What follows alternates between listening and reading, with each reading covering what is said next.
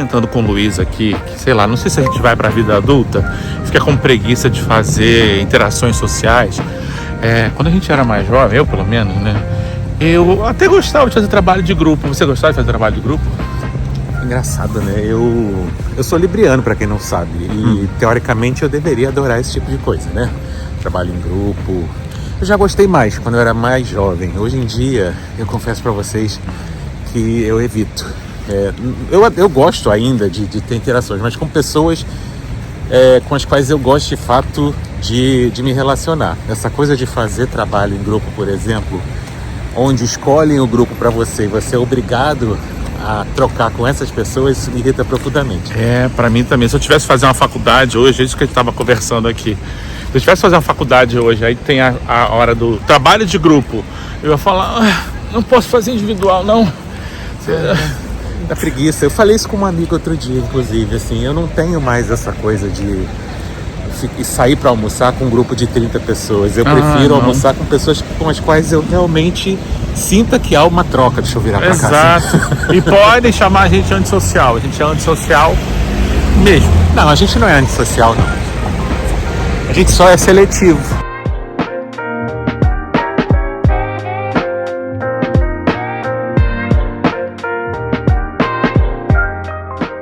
Só pra vocês entenderem, esse assunto não surgiu do nada, não, tá? A gente tinha acabado de passar em frente a uma faculdade aqui em Famalicão e eu comentei com o Maurício que eu até tinha vontade de fazer outro curso, né? Eu sou de TI, eu acho que a gente já falou disso aqui, né? Já falamos disso. O Maurício é jornalista, eu sou gestor de projetos e... Enfim, eu não me limito só ao que eu faço, eu tenho vontade de aprender outras coisas também, né? Só que hoje, com quase 50 anos, pensar que eu vou ter que estudar mais 10 anos de faculdade, eu acho que é melhor investir na minha própria profissão, né? Então eu faço uma certificação, tiro uma certificação aqui e ali, invisto em aprender mais do que eu já faço e me especializar ainda mais, isso vale a pena.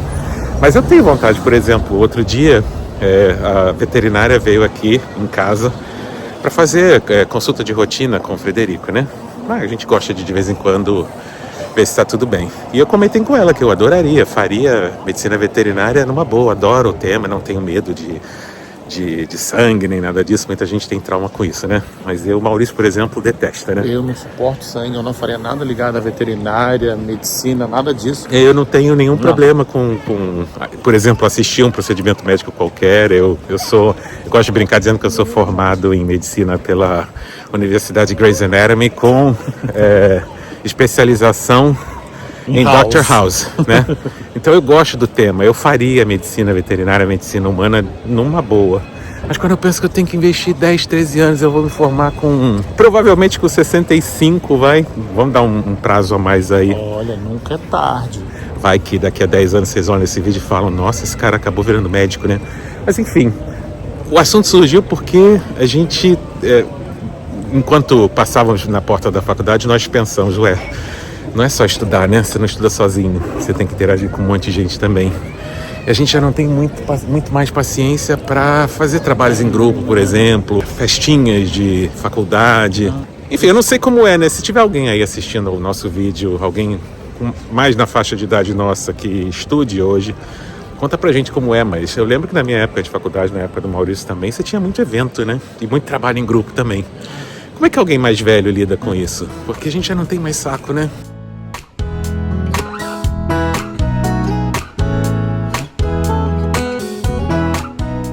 Mas tendo dito tudo isso, acho que agora é hora de almoçar, né? Então vem com a gente e a gente vai partilhar um pouquinho com vocês do que tem de bom para comer aqui em Famalicão. Então vem com a gente.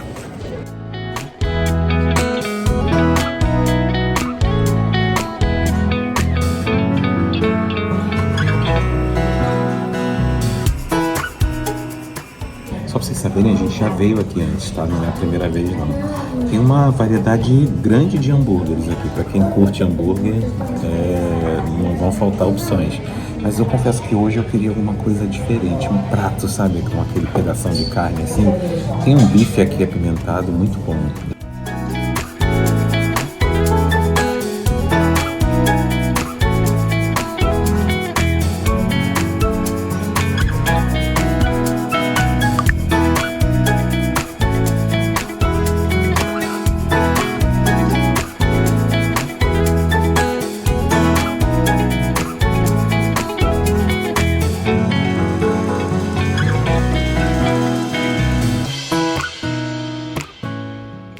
Bom, já almoçamos, estava muito gostoso o almoço. Durante o almoço a gente continuou conversando sobre essa coisa da bateria social, sobre a nossa preguiça de interagir até com as pessoas. É mais minha essa preguiça. O Luiz, ele é um pouco melhor nesse aspecto. Eu estava conversando com ele, eu acho que eu sempre tive problemas em relação a isso de ser mais sociável. Até a minha adolescência, assim, eu gostava muito de ir em festa, gostava muito de interagir, de estar em eventos sociais. E aí eu fui envelhecendo, eu acho que eu fui perdendo a vontade de interagir mesmo com as pessoas, porque eu acho que é claro que a gente acaba se conhecendo mais quando a gente interage com as pessoas, né?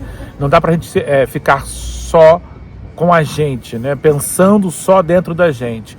Mas não sei, o que você pensa disso? O Maurício tem isso já como característica dele desde a infância, né? E eu, de certa forma, nunca fui uma criança também super extrovertida, do tipo que interagia com todo mundo, nunca fui assim. De novo, eu brinco falando do signo, né?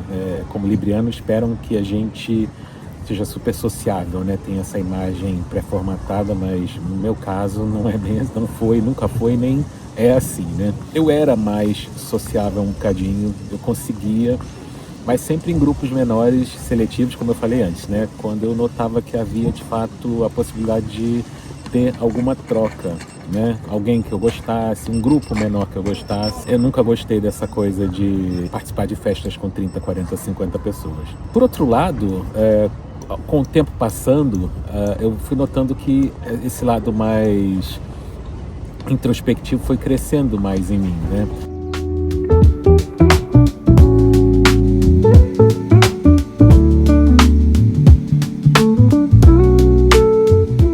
Eu acho que tem muito a ver com a pandemia também, vocês não acham? Porque até a pandemia, por mais que eu fosse um bocadinho antissocial aqui e ali, eu ainda me forçava a participar de certos eventos.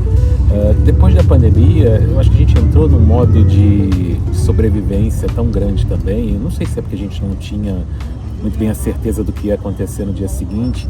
A gente se voltou muito para dentro também, né? Hoje em dia, eu e o Maurício também, né, que está aqui gravando para vocês junto, a gente é muito mais seletivo, né? Quando nós participamos de alguma coisa, é uma coisa com grupos menores, geralmente um outro casal, poucos amigos de verdade, né? Eu acho que o sentido da palavra amigo, ele foi revisitado. A gente tinha muitos amigos no Brasil e pessoas com as quais a gente interagia muito no dia a dia, mas eram amigos com os quais a gente convivia porque eram pessoas de trabalho, por exemplo. Com o tempo a gente vai notando que são amigos de ocasião também, né?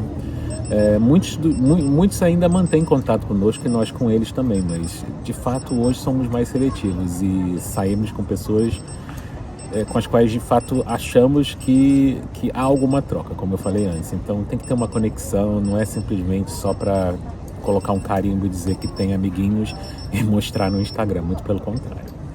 E esse barulho que você estava ouvindo o tempo todo é que tem um menino ali brincando com o trotinete, né? Como chama isso no Brasil? Patinete, né? E aí não sei se tá acabando a bateria, tava o tempo todo pipipi, olha lá. Pipipi, pipipi. Por isso que quando o Luiz estava falando, tava esse pipipi no fundo, tá? Aliás, pra vocês me conhecerem um pouquinho melhor, eu tenho uma tolerância a barulho assim tão alta. Eu adoro barulhos, esses barulhinhos pipipi, pipipi. Só que não. Só que não.